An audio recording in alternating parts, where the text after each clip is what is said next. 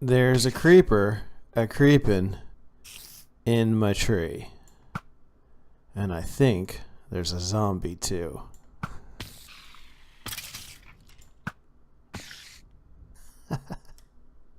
Hey, ladies and gentlemen. My name is MJ, and welcome back to Sky Factory 2.5. I'm stuck. I'm down in this recycler. I am holding in my hand I will show you guys. Let me show you what this is. This is a epic loot bag. How did I get this epic loot bag, you ask? Well, I didn't get it from a drop. I made it. Let's go ahead and actually look what it is first. What do I have in my epic loot bag? I've got rare treasure, awesome, gold chest plate, and a brewing stand. Very cool. So you know what? Gold chest plate, I don't need it. Let's look in our loot recycler here, and we're gonna go ahead and we put it in there. I put this stuff into the loot recycler, and eventually it will give me a new loot bag. Let's go ahead and put the brewing stand in here in my tools, and then we can open up our rare treasure as well. That's pretty cool. What do we get here? We got some more gold coins, a knowledge fragment, no idea what that is, and a diamond. So I can put the diamond away. But I said, right, that we had random loot drops. Let's put that in there with the other knowledge fragment. I said that I made that that loot bag, and you can see here this chest here, right? Oops, that's this chest here, full of common loot bags. Eventually, I just have to recycle pretty much all this stuff that's in here. But this, uncommon loot bags and rare loot bags and a bacon bag. My co-miner, my little buddy that plays some Minecraft with me, he's been wondering what's in this bacon bag. So we are going to open this up before the end of today's episode as I take a little sip of coffee. Today is very much a coffee day. Today is, you guys know, I'm in Pittsburgh, United States, all that stuff. Today's November 9th. Yeah, about that. But anyway, so the loot bags. So it turns out that you can actually combine loot bags. So, right, you can take 4 common loot bags. You can go here, and if you take 1, right, you get 4 common loot bags. Well, I don't know why you'd want to do that, but you can take 4 uncommon loot bags and get a rare loot bag. But then you can also, wink, wink, wink, you can also take 4 rare loot bags and get an epic loot bag, which is how I did that other thing.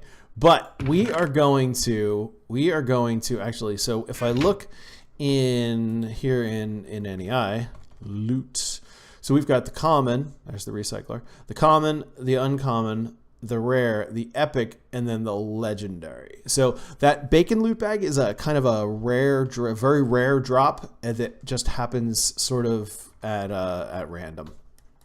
So we are going to take a moment to make a couple legendary loot bags, or as many as I can, and then we're gonna open some stuff up. We're gonna have a little show and tell.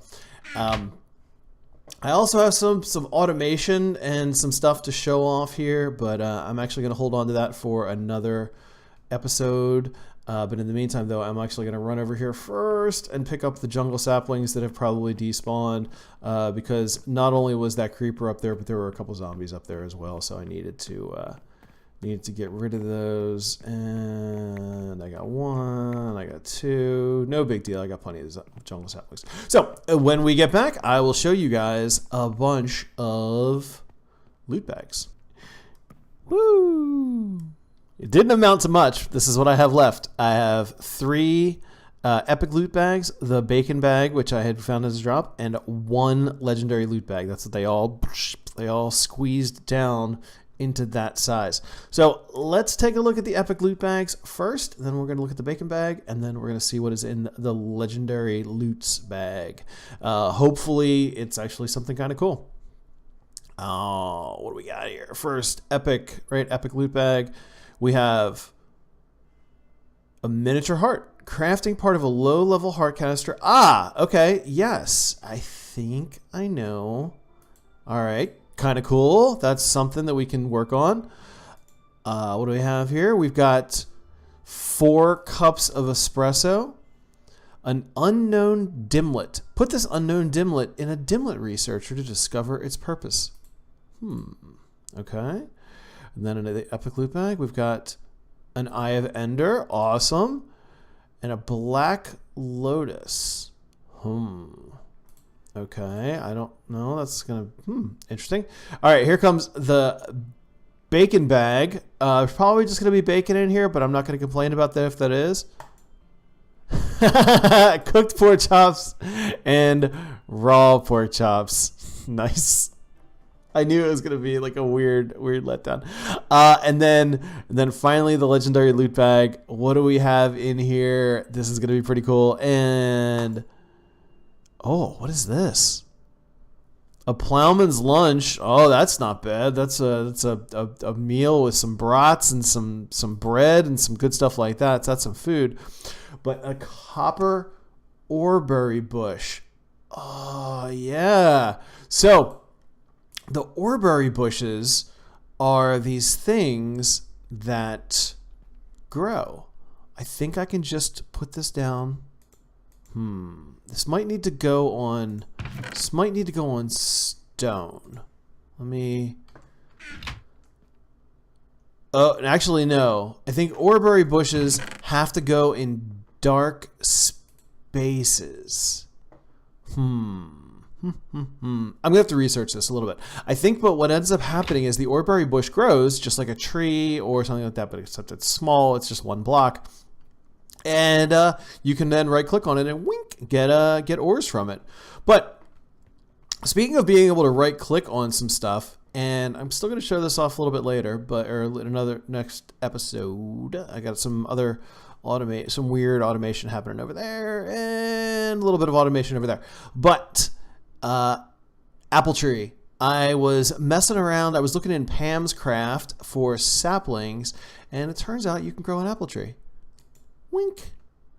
You can just get an apple. I'm going to eat some cake, and then I'm going to eat my apple. So yeah, this apple tree, and the way that you make an apple tree, super simple.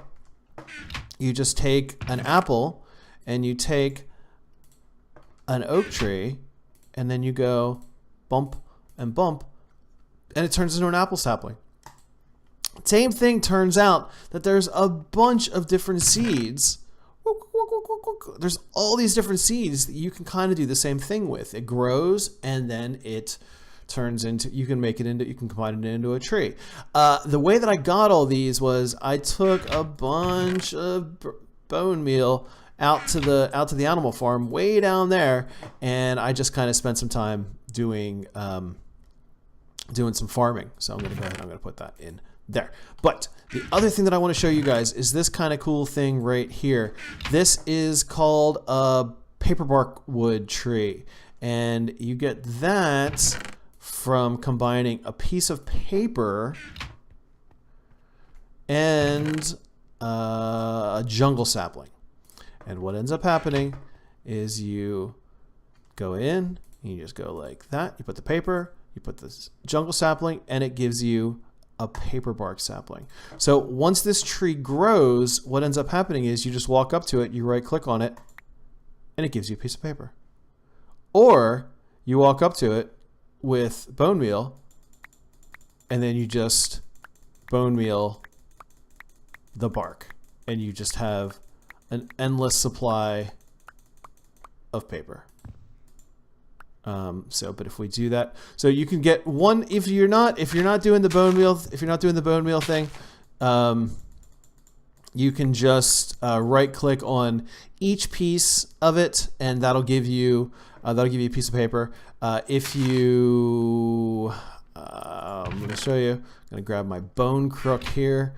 If you take down the tree, you get jungle saplings.